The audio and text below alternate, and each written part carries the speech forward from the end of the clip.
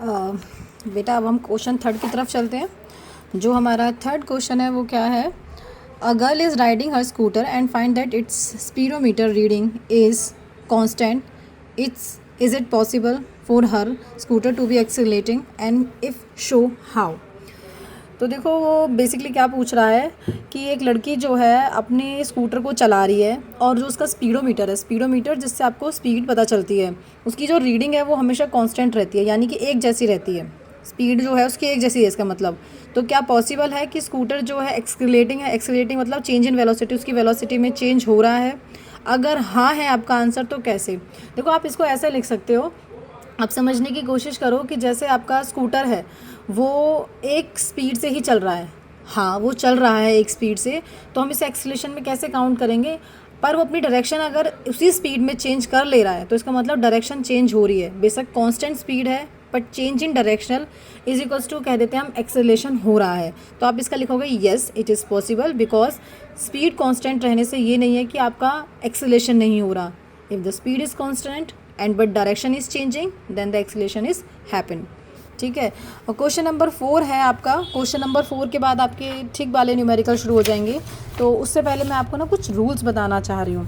ठीक है, थर्ड का तो मैंने आपको बता दिया कि अगर आपकी स्पीडो कांस्टेंट स्पीड रहेगी, यानी कि हिंदी वाले बच्चे ध्यान दें, अगर आपकी जो चाल है वो एक जैसी रहेगी, प्लस आपकी डायरेक्शन अगर चेंज होती रहेगी, यानी कि दिशा आपकी जो चेंज होती रहेगी, बदलती रहेगी, तो आपका पॉसिबल है कि एक्सेलरेशन होता रहे। ठीक है, यानी कि वेग आपका वहाँ पे होता रहे, दैट्स ऑल्सो पॉसिबल। ठीक है, तो इसका आंसर हो जाएगा येस। मेन इज़ हमारा फोर्थ जो मुझे चैप्टर स्टार्ट करना है, आपका फोर्थ करना है क्वेश्चन। तो फोर्थ क्वेश्चन से पहले ना आपको 3 रूल पते होने चाहिए जो मैंने क्लास में बताए थे, बट एक बार सुन लो। v is equals to u plus a t, वो मैंने बता दिया था कैसे कैसे कैलकुलेट किया। फिर आपका पता होना चाहिए आपको v square minus u square is equals to 2as। ठीक है, देन आपका हो जाएगा s is equals to u t plus half a t square. और जैसे कि मैंने बता भी दिया था क्लास में, मैं फिर से बता देती हूँ, वी आप ये आपके देखिए 3 रूल हैं जो आपको याद होने चाहिए। कैसे कैसे कैलकुलेट किया क्लास में बता दिया है मैंने। अगर आप फिर भी कि वीडियो भी चाहिए उसकी तो मैं बना दूँगी, बट अभी हम आपके एनसीईआरटी क्वेश्चन सॉल्व कर देते हैं।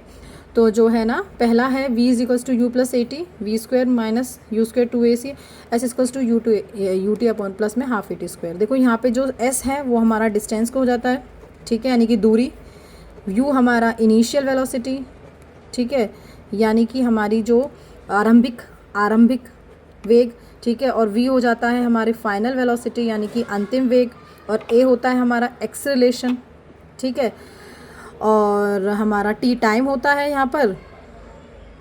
और एक बार बता दूँ मैंने, u क्या होता है कि u जैसे ही कोई गाड़ी, कोई भी थिंग जब स्टार्ट होती है, जिस स्पीड से स्टार्ट होती है उसे हम u कहते हैं, और जिस स्पीड पे वो ख़त्म होती है उसे हम v कहते हैं।